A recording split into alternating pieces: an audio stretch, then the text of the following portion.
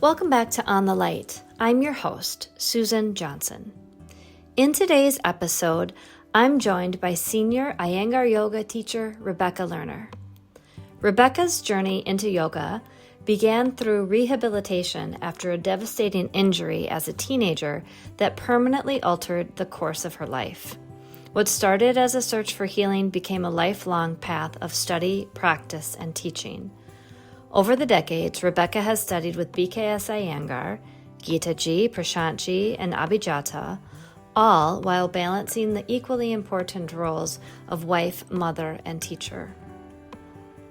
In our conversation, Rebecca shares memories of her early trips to Pune, stories of Guruji and Geetaji, insights from years of study and reflections on how yoga helps us persevere through life's inevitable obstacles. She speaks candidly about her own physical challenges and the lessons she learned from Guruji's simple but profound instruction, "Let that leg be your guru." I hope you enjoy this heartfelt conversation with Rebecca Lerner.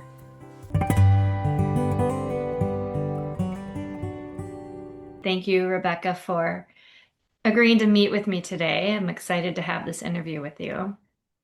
Thank you, Susan. I'm happy to be here too. Good. I'm honored that you invited me. I'm very honored. Well, we're lucky to have you as being a senior level teacher for so many years. Can you start, Rebecca, by talking about how you first came into Iyengar Yoga? I first came into Iyengar Yoga through another yoga system. And that yoga system was Indra Devi, and that was in the Chicago area. And that yoga system that I came to was because I was rehabilitating from an injury. And when I was 16, June 13, which is a Friday, 1973, I fell through a greenhouse roof and forever changed my life and everything about who I am. So I severed my sciatic nerve. Oh my God. And below the knee there's an incision, and then all the way around here. So I almost lost my leg and have certain conditions now that result. So being a young teen and only able to walk with crutches and a full length brace and therapeutic shoes was tough to be in high school. Wow. So eventually, out of high school, I met some people who showed me some yoga poses. And I didn't know what exactly they were, but one was tree pose with the palms here and the palms overhead.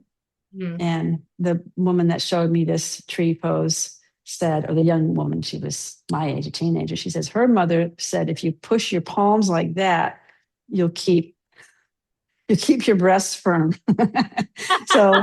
So this namaskar hands and tree pose, that was the very first pose I even heard. I didn't even know what yoga was. You know, I was probably in my early 20s by that point, 19 or 20.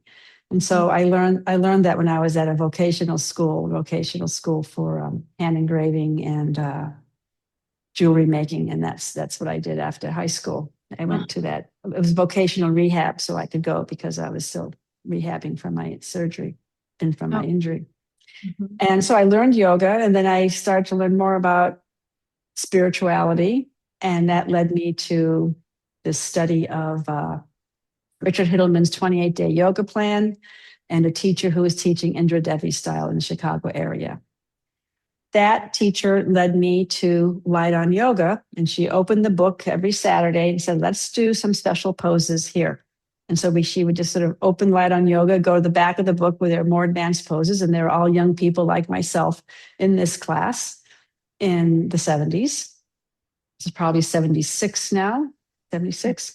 And she said, let's just continue on with doing what we can do with these poses. It was just completely jump in and try to do these advanced poses, which our bodies were flexible, and I could do some of these things.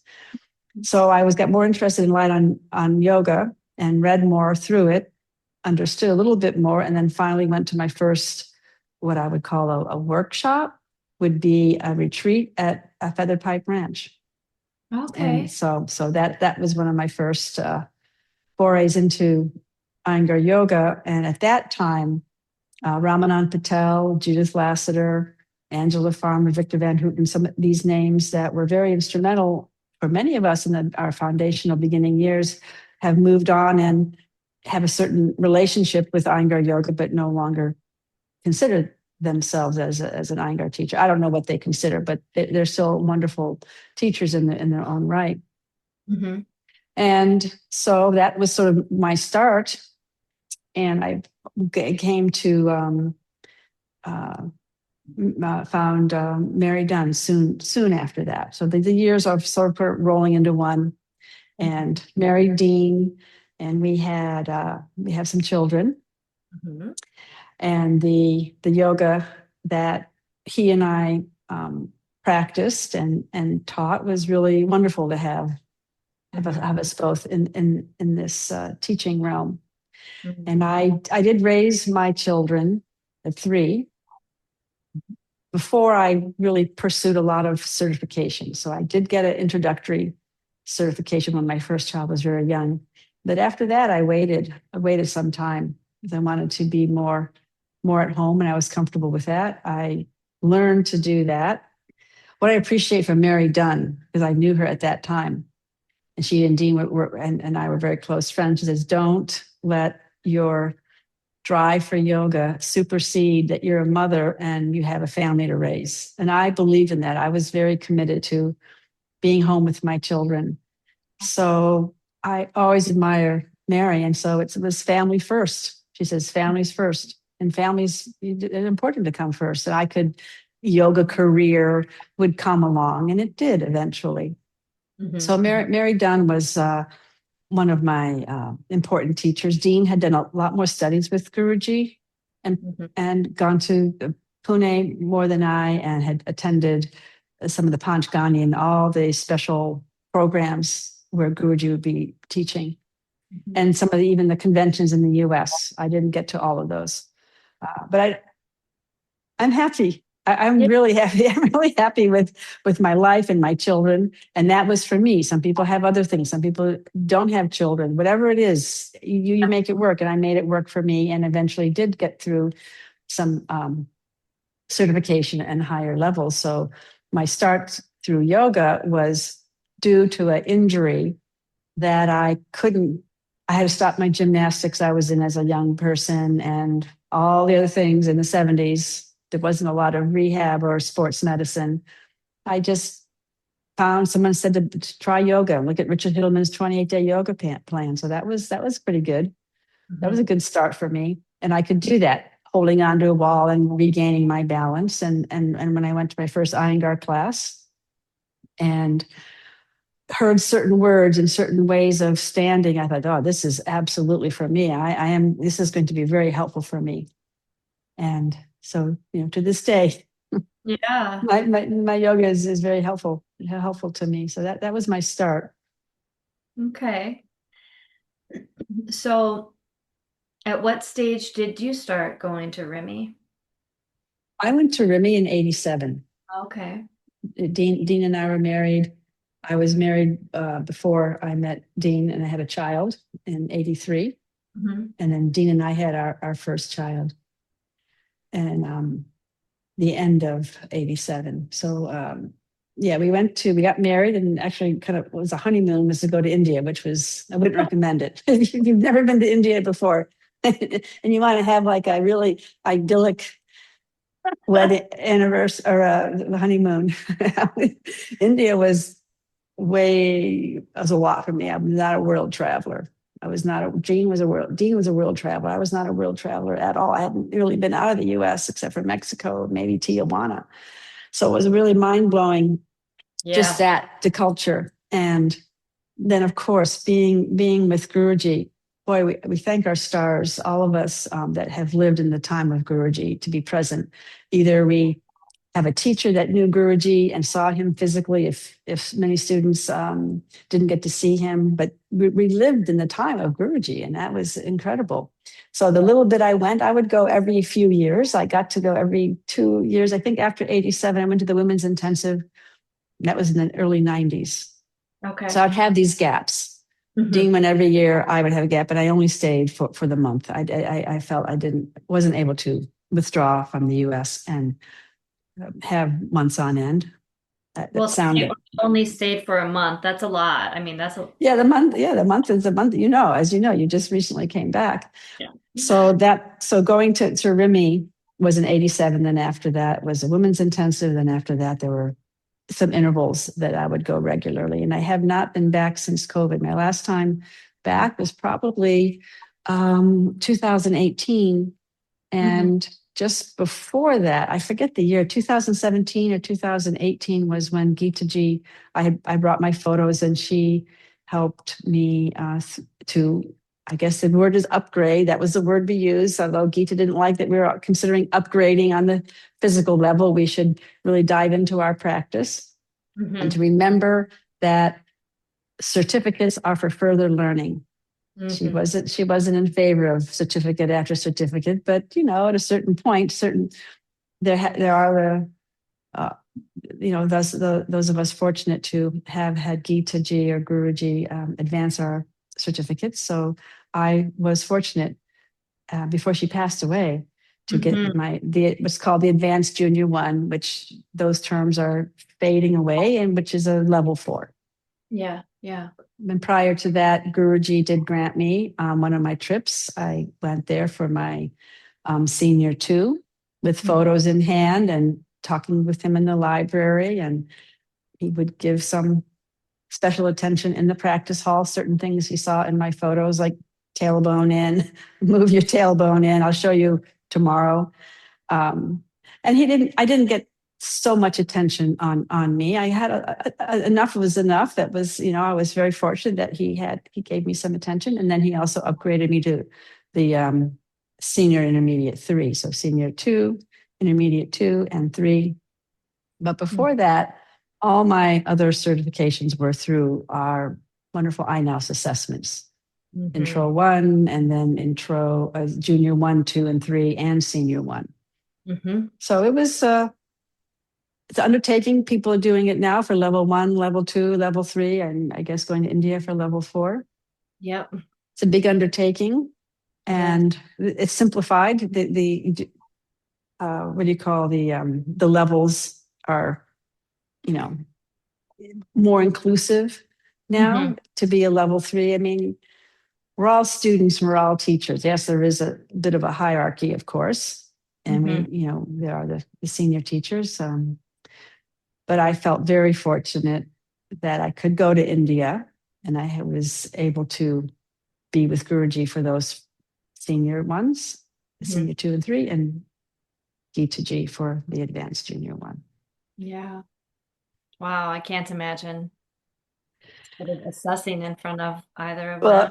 Well, you don't. Don't. Just you can relax now. We didn't teach a class. We didn't. Maybe Abhijata will be doing that for level 4. It's all here in the States that we have to teach and be observed of our what's now called the conducted performance, and our teaching skills are all done here in the States. But or wherever you live, with your with your local assessors or the nationwide assessors. But in India, you would bring, when I say I bring my photos, you would bring your photos. You would show photos working with special needs people, photos of your practice, and you'd sit with Guruji, and then I would sit. I mean, it was very overwhelming to sit so close to Guruji. Yeah. And quite wonderful and honor, and my memories are very fond of being in the library, actually on my knees, and Guruji's at his desk, and I'm listening to Guruji. And then Geeta was sitting at the table in their home, and her doe-like eyes. She's very phenomenal person. Still brings tears, Geeta. But to sit with her and some reprimand, some why this, why that, why this, but always that large, beautiful smile. She touched me very deeply. Yeah. Well, do you have any specific memories or stories that you would want to share about either of them? We could start maybe with Guruji? Well, okay, some of the stories roll into teachings of Guruji or stories of Guruji. They're not going to be in any kind of sequence. Okay. What year was that? When was it? When I first started? I mean, there are some early years, I'll tell you that. The early years when I first went there. And I didn't wear this foot brace when I walk, so I don't have like my foot hanging. I just had a substantial limp. So that was very obvious there was something wrong with me. Well, I say it like that. Yes, I wasn't I didn't have a normal gait. I had things I had to do very specifically for my needs. And so Guruji, of course, spots that right away. So this one actually was a memory, was being, whenever he came to the US for a San Francisco convention, and it may have been before 87. I don't remember the early year of it. I don't remember the year at all. But we were at 24th and Terraville, the IYISF, the Iyengar Yoga Institute in San Francisco. And he came in the room. We're all pushed up to back bends. We're all young, healthy, young people. I'm sure there were some older folks, but, substantially young folks, young students. I came down from the pose and I pointed to my foot and said, oh, I have I don't even, if I said, I have a problem. I think I pointed and Guruji said, I know. Let that leg be your guru. So I was like crumpled into tears, like, let that leg be your guru. And from there you'll build. From there you'll grow. Because you've got to bring it along. You have to bring this side along. So let this leg be your guru were very specifically his words. And then what I gathered, after the shock of it all and how I had to interpret, because he wouldn't always do a lot of explanation. You had to just catch it. So that changed me forever after that. Yes. And woe is me, and I can't move this, and I wish I could do that. You learn right away. You have to rely on your great interest, support from your teachers, your own intuition, and the beautiful ways in which we can adapt and modify is huge, specifically for me. And I have, since this leg injury, I've had a few more. So that was pivotal. Being in India in a pose, Marichyasana 1, I believe it was, and he came and stepped on my shin. Of course, I remember that very dramatically. In the hall when Abhijata would teach and Guruji would be laying over on the back bender, always there in Abhi's class. And it was just so brilliant to see. We know where she is now and her beginnings, those of us fortunate to be in India, to see the exchange, literally see it. There probably were audio tapes. Whenever we went to India, you could go down to the bookstore and buy the audio of the class. And I think there were some there, but of course, in Abhi's teaching, I believe they did that for her, but maybe it was just Geetaji. Anyways, to see the transaction, to see Abhi come off the stage and go to Guruji, listen to Guruji. He's at the back bender. She's bending down to listen. He's saying things. If you're close by, you might pick up a few things. Then she goes back and reconstructs or ad libs. Or he would say, no, I didn't say that. Or she would verbatim. It was brilliant how she would go. And so that's a fond memory of seeing Abhi beginning like that, and how she has she's bearing the torch of Iyengar Yoga, she and Prashantji. Yes. On the stage, when Abhi was teaching, Guruji came off the back bender and he says, what do you see here, Abhi? And he, gesticulated with his hand in that beautiful way. What do you see? What do you see? You see avidya. You see ignorance. There's no knowledge here. No one has any knowledge gained from experience. Anubhavika jnana is knowledge gained by experience, which he didn't define that Anubhavika jnana. I had to look that up and find that in one of the tables in Light on Yoga Sutras. He has that listed there, but it's knowledge gained from experience, your experiential knowledge. What do you gain from your experience? And no one in this room is showing anything. So he admonished us, and Abhi says yes. everyone's ignorant. They don't know what's going on. And yes, sir, yes, Guruji. Mm-hmm. So that hit my interest in the sutras was very big and is to this day. And I thank the fact of my teacher, Patricia Walden, one of my teachers who I studied with and made the sutras come alive, and listening to Guruji talk, listening to Geetaji talk, and seeing how the sutras were a live subject, even in the first pada, which is for realized soul, the Samadhi pada, Guruji made very applicable to an everyday person and to a yoga practitioner. Passages and sutras within the first pada, like the long, uninterrupted, alert practice. Yes, that can be for the person steeped in meditation, but also we have gained so much from the long, uninterrupted, alert practice sutra. So there are other teachings of Guruji that are really in me when he referred to from the core to the periphery and from the periphery back to the core. It was a pranayama class, but I may have my memory. It's also there may have been a paper or a talk when he was referring to that principle. And so we learn principles from our teachers. So I did learn this core to the periphery, from the periphery to the core of your being. And I believe it was in a pranayama class, like when you inhale, you're inhaling from your core out to the periphery. And when you exhale, you move from the periphery to the very core of your being. I'm simplifying, but that is more or less what he was teaching. And so that is very, very dramatic and present day language that we hear. That Guruji just gave us the stepping stones.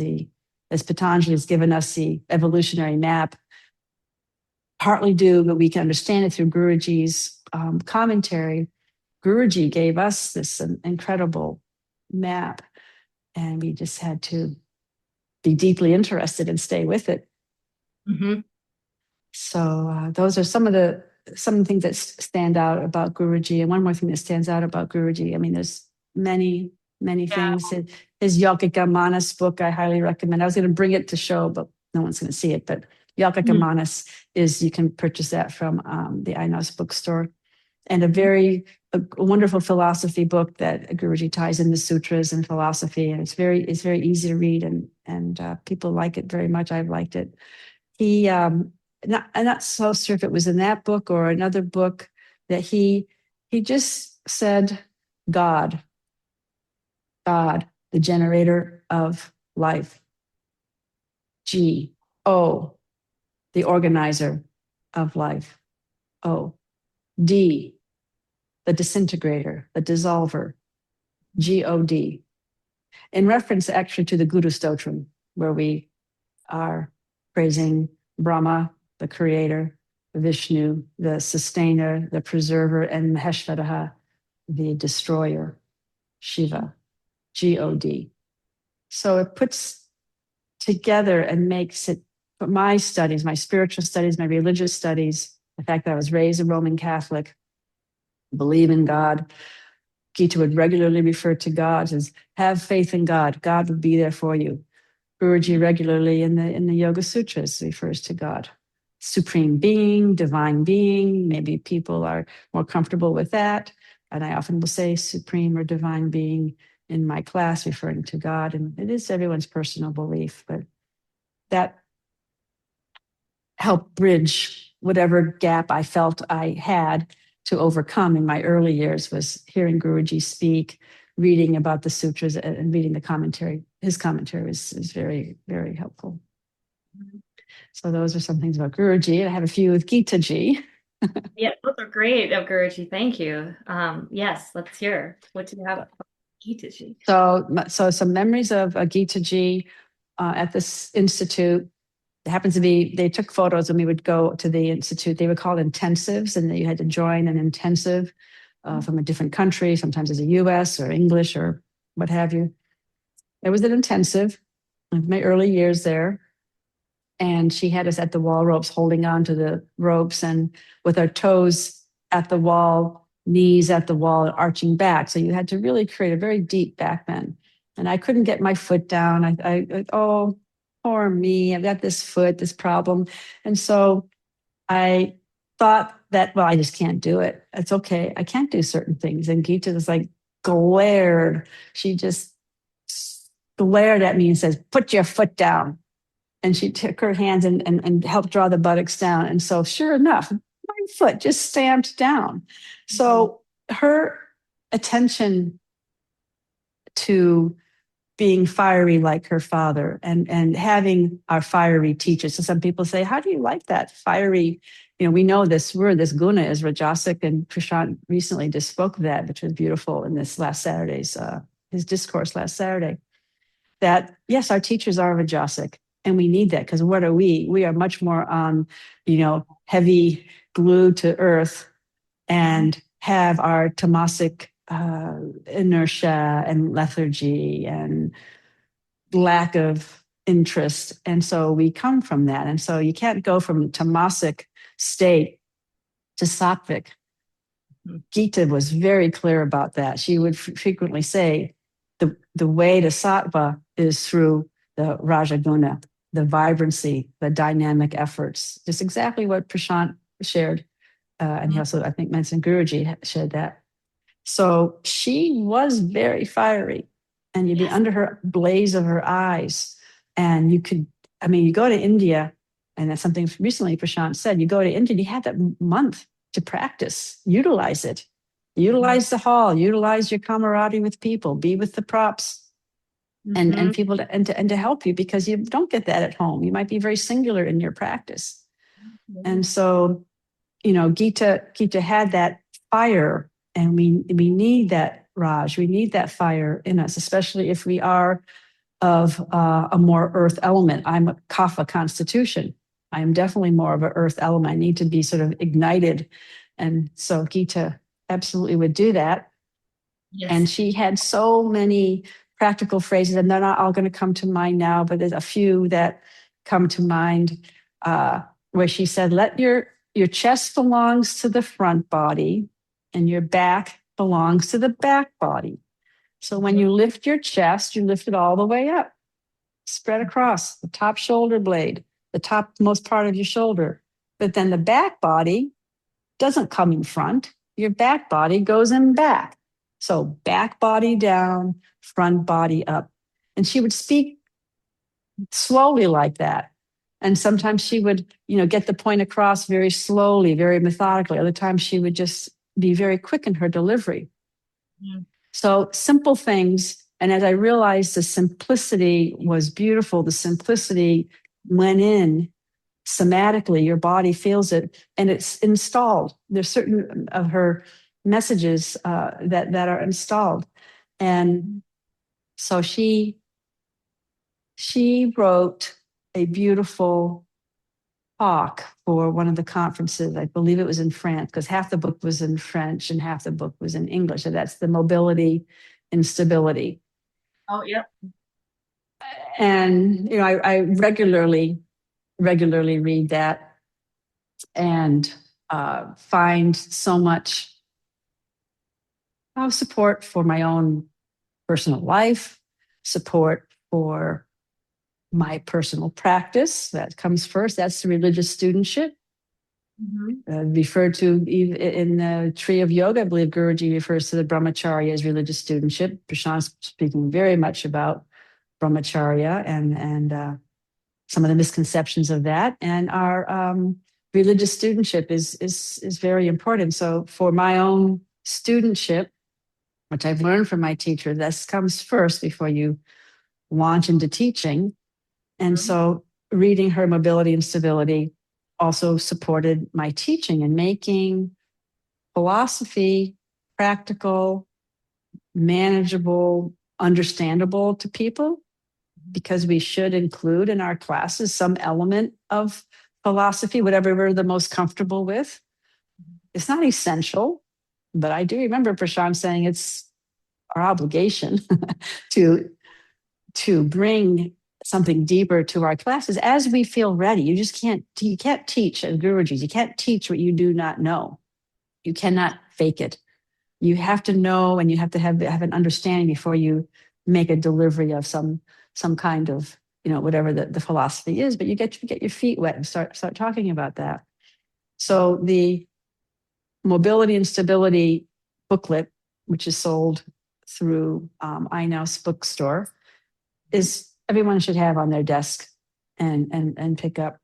So in there is one of her phrases. I'll call it a phrase because it's very much elaborated about being a person of stability.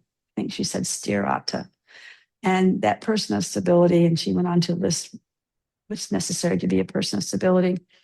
And against all obstacles, we persevere. So I believe that's literally written that way. And I know she would refer to that. And it was of great importance to me having a certain obstacle. And we all have certain obstacles. Some we're born with, some we acquire through accident, through injury, and other things that take place in our life as we age. We have obstacles. And so we can utilize our practice and our emotional well-being staying intact to persevere through obstacles, and to, as a teacher, share that with students, which I strive to do, to make the study of yoga enjoyable. That was a Guruji phrase. You want your students to come back. If you teach a first class, you can't teach like me. You can't teach hard like that. I mean, you teach what you can do, of course, but you want people to enjoy yoga. You want people to come back to your class. So, I against all obstacles, we persevere. So her practical mindedness and helping us find principles. I can't exactly say list all the principles, but it's the way in which you start to think, especially when you've gone to India, you've been in Geeta's class, or you listen to her audio tapes, or you've had the good fortune of being in the therapy class, which I believe was called the medical class at that time. Maybe it's still called medical class. And you would see different things being done, different props being used. And Geeta, Stephanie Quirk was there at the time.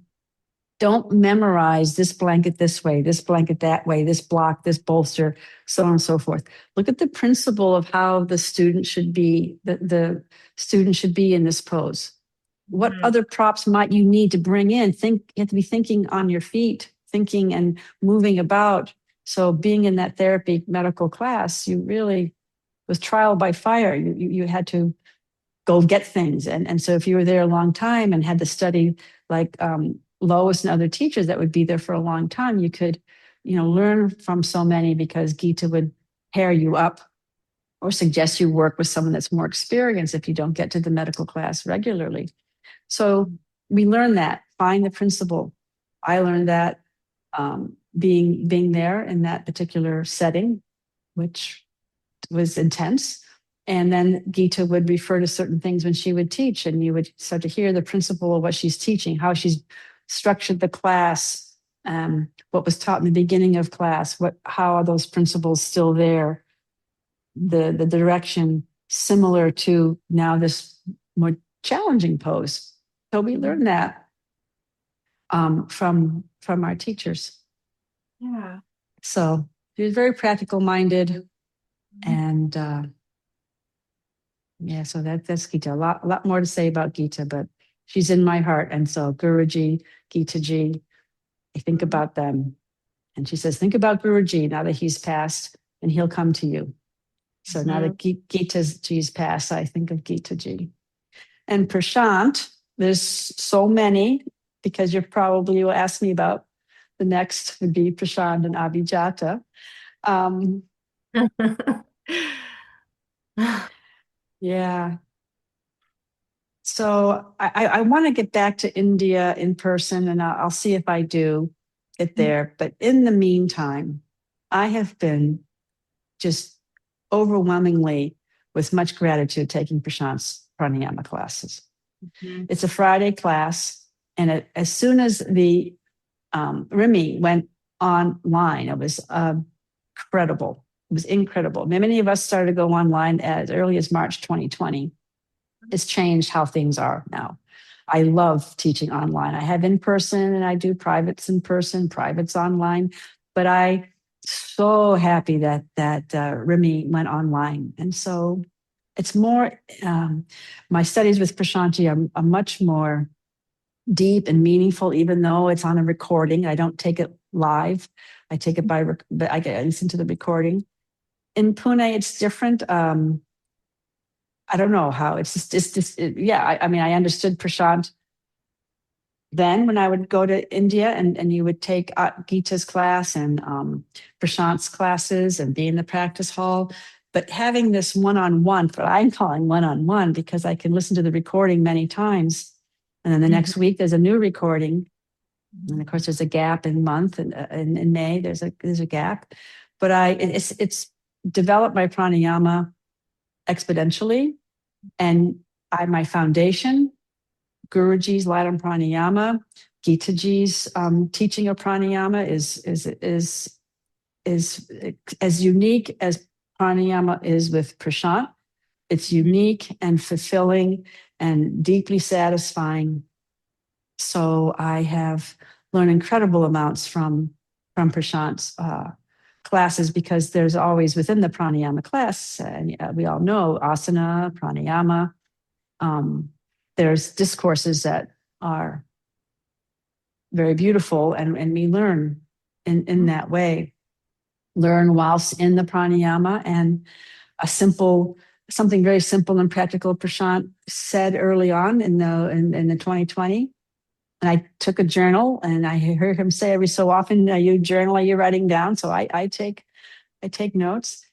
Is that pranayama is not just what happens in the lungs, in the chest, what happens below the lungs, what happens behind the lungs, what happens above the lungs. That simple phrase, and of course he would elaborate. And the way in which he would instruct us, or the quiet sitting prior to pranayama, class beginning, what am I saying? Prior to the pre-invocation, it's pre-invocation time. That's in my mind. Gita, pre-invocation time. Pivotal, deeply moving, satisfied a spiritual yearning, her words, Prashant's words.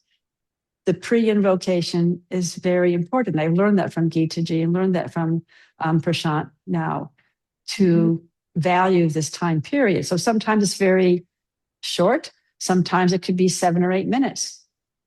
And so this is Geetaji. I have a lot of audios. I'll listen to her, and I just relish her, feeling connected to her in that way, hearing her voice. And Prashant, hearing his voice, to begin with, to get settled for finding nobility, piety, sanctity, equanimity. His Prashant's words are beautiful, and I heard them. He's been saying them, he said, all these decades, but since 2020, I'm hearing them more. The silent utterance of Om, beautiful. The prana kriyas, the silent utterance of the vowel sounds.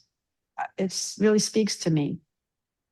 And he says you have to memorize them. So yeah, memorizations is important. So I take it very to heart, his teachings and the different locations and confinements where the prana goes, or the vowel sounds. It's meaningful to me and helpful in and helping me to continue on with my most beloved part of my day is my morning practice, pranayama and seated practice, meditation practice. So it's Guruji, Geetaji, Abhi, Prashantji. They influence me in this daily practice. Because things change as I get older. I'm not able to do all the asanas. My asana practice may be of different length, different depth. I do what I can do, but the morning practice is becoming much longer, and I've used the word already, meaningful, but it is a real deep connection. Yeah. So that's yeah. I was go ahead. You were talking about Prashant there, because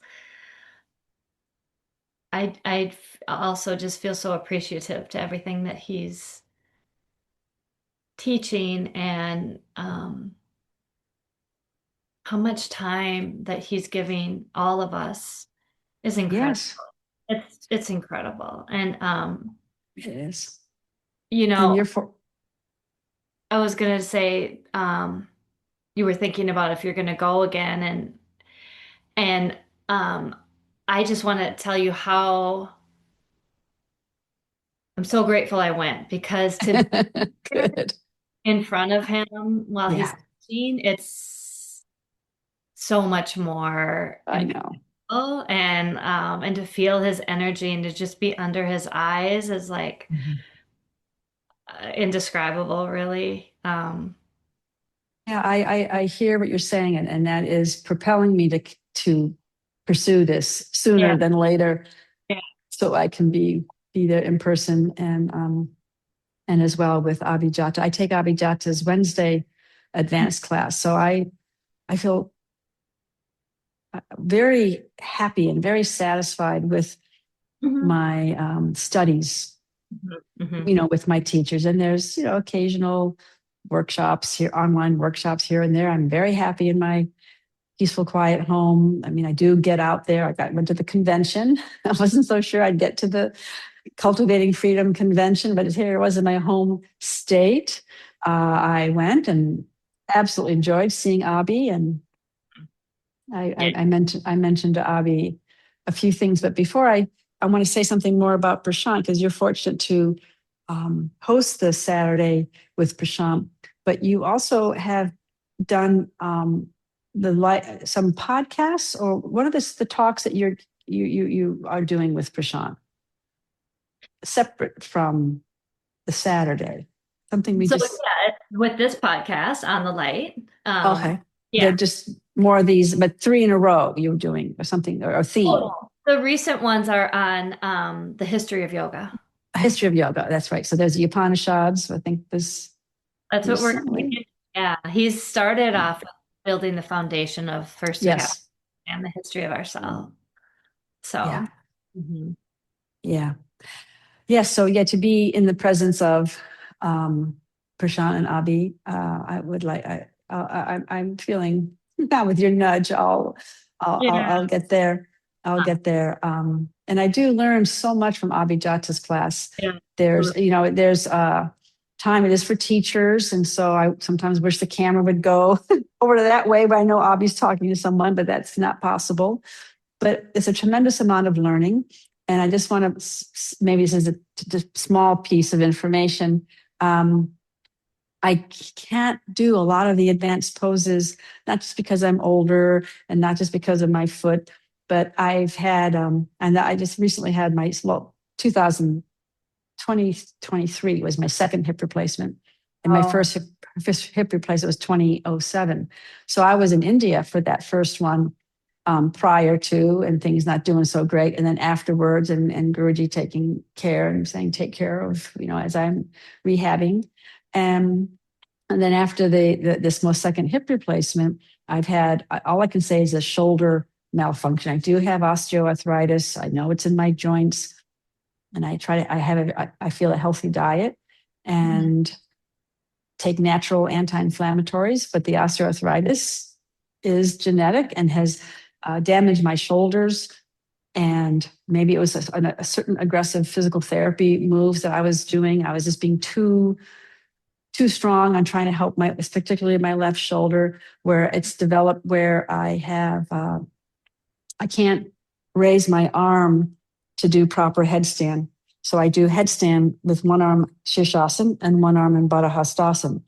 Over these 2 years, I've been able to raise my arms up, but I couldn't move my arm. It just completely like disintegrated. I had a cortisone shot that helped.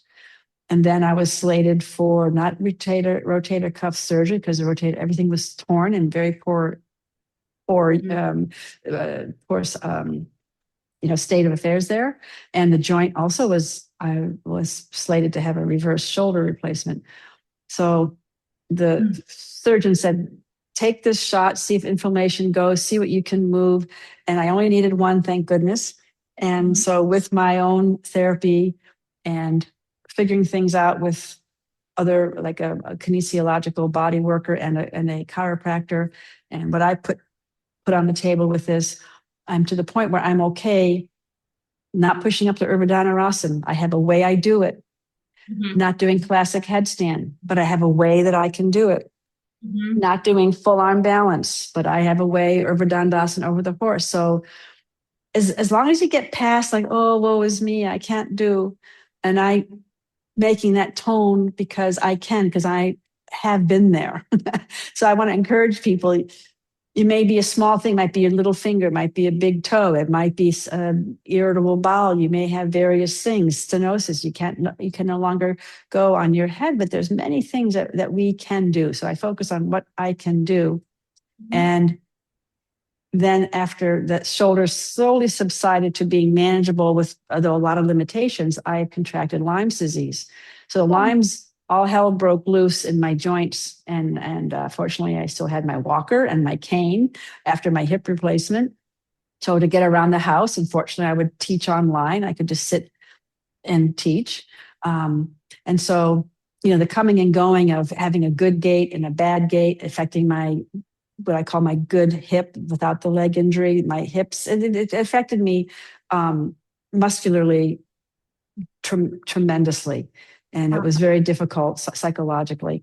So that is pretty much in the past. And so now I feel I could go to India and do my modifications and maybe I'll get some more insights. But before that, with my hip and then the shoulder and then the lines. So, and I'm not saying them as excuses. I just know in my head that I wanted to be able to travel being pretty fit. Yeah. And so, I mean, that's so it's good to be feeling healthy and, able to manage everything that's involved with that kind of a trip, other than practice hall, it's just everything is different and it brings challenges and that sort of thing. So yes, it does. Yes, it does. I always like to ask people advice or words of wisdom for those younger students and teachers coming up in the method. How do we preserve Guruji's teachings? How do we preserve his legacy? Yeah, yeah. How to preserve is to go to a teacher that is, say, goes to Pune or takes the courses online, is staying up with their studies, if not online with Abhi and Prashant or the other Rimi teachers, to or go to India in person, but you study with a teacher who does those things, or that teacher studied with another teacher. So it's a sort of trickle effect that you feel that the teacher you have is, I hope that's okay what I'm saying, currently, and you don't have to like go to India or take these online classes, but you're staying current with your own self in your teaching. You have varied ways you hold your classes. You have inspiring things that you help your students with because you've learned them at home. And because the first place to be is what is your home practice? And so Guruji was very clear about don't teach what you do not know. And how do you know? How do you become educated? How are you a learner, as Prashant would say? Is what you do on your mat on your own. That is very important. And you have your personal practice. And I would always practice what I'm considering teaching, what theme might be there. I don't go to class without anything in mind. I know Abhi says, and I think Gita maybe said, Prashant, maybe, I don't know. But I have an idea. I definitely have a theme and I have what's going to happen. I had to build up to these poses, some of these advanced poses. So that takes practice. So that's for any age. How to keep Guruji's light alive is your practice on your mat, at home or with others, reading Light on Life, Light on the Yoga Sutras, Light on the Pranayama, reading the books, Yogic Manas, if you don't know that small booklet, reading those. And Geetaji said how to keep Guruji's legacy alive is try some of the harder poses. And Abhi would be showing Vamadevasana or Kukutasana or one of the arm balances, and they would take the camera and show the pictures up in the hall, those beautiful pictures in the hall. Abhi said, or Gita says, that's how you keep things alive, is you pursue these poses. I can't say verbatim, I'm saying what she said, Right. but what I understand it as, don't teach the same thing all the time, and find a pose that's challenging for you, learn it, discover it, and then young teachers and middle-aged teachers and older teachers, we have that half of the experience because we may not be able to get to everything with wrists and elbow or shoulders. Younger teachers have to have the empathy and the compassion to know when they have to help their middle-aged students. So you learn that on your own. Guruji said he would make his body be the stiff person, make his body have that ailment of someone that came in the hall. And you have to sort of embody those problems and how you rectify it. So however you take what I'm saying to heart is how you keep Guruji's light alive. And I maybe will close with this phrase that I think of regularly and I say regularly in class. This is how Guruji says to approach the practice: trial and error, comparative study, judicious practice. That's it. Thank you. Thank you for sharing with me and for the listeners. Very much appreciated. Thank you for your patience and being with me. I appreciate it. Namaste. Namaste. Thank you for joining me for this conversation with Rebecca Lerner. What struck me most about this interview was Rebecca's deep appreciation for the teaching she received and her willingness to continually adapt, learn, and persevere. Throughout our conversation, she returned again and again to the idea that yoga is not about perfection, but about remaining a student, meeting obstacles with intelligence, curiosity, and courage. Rebecca shared treasured memories of Guruji and Geetaji, reflected on the profound influence of Prashantji and Abhijata, and reminded us that the real preservation of Guruji's legacy happens through our own practice, study, and willingness to learn from experience. As Guruji taught, yoga is a process of trial and error, comparative study, and judicious practice. Thank you, Rebecca, for sharing your wisdom, your stories, and your journey with all of us. If you enjoy On the Light, please consider liking, sharing, and subscribing. Click on Support the Show in the show notes. A small monthly donation helps support the continued production of this podcast. Thank you for listening to On the Light. Until next time, namaskar.